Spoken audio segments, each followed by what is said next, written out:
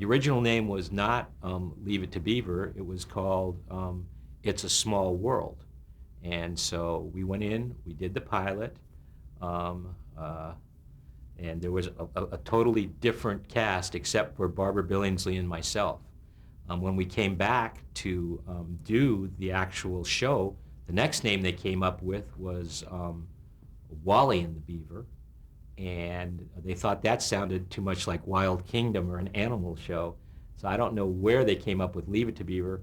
I one time just looked it up just out of curiosity to see if there had been any other shows, and there was a Blondie movie with Blondie and Dagwood called Leave It to Blondie. But so they came up with the name Leave It to Beaver. But it took a long time for the show to sell, because you have to remember at that time television was really in its infancy, and most of the shows that were on were, as I told you, the variety shows, cowboys and Indians, and gangster shows. So there were a lot of police and gangster shows.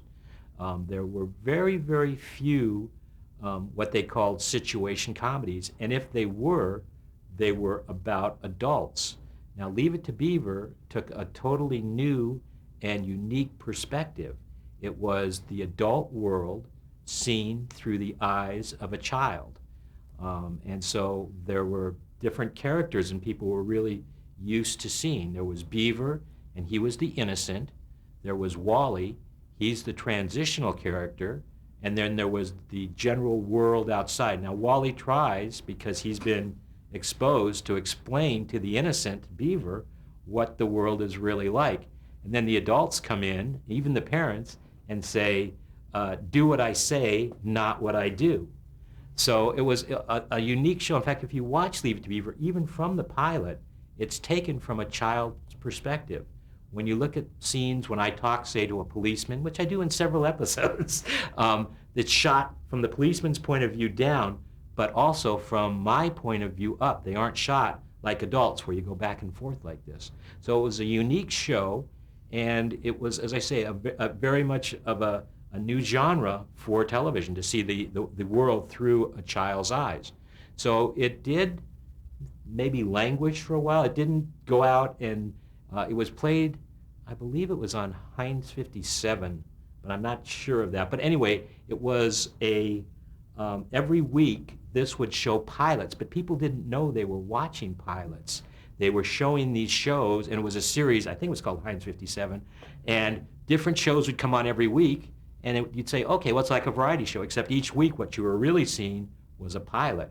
So it premiered on that, and then kind of languished, but then about, I think probably maybe a year, and maybe even a little more than a year, they called back up and said that the series had sold, and actually the one that was fundamental in picking it was General Douglas MacArthur, because at that time he was on the board of directors, and he may have even been president, I'm not sure though, of the board of directors of Remington Rand, which is something that a lot of people, if they're very young, might not even think about. But at that time, Remington Rand was a huge company because they were making typewriters. And like computers nowadays, typewriters in those days were very, very big.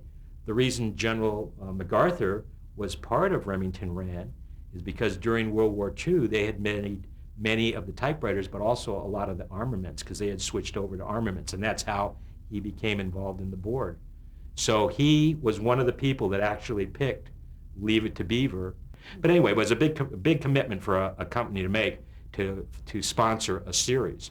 So it took a long time, and when we came back, they weren't happy with the father who played Ward. They weren't happy with the older brother. Not that he wasn't a good actor, but in the year or whatever it was, he had gone from like 5'5" to like 6'5". He got this huge growth spurt, and he was really a big brother. So they replaced him.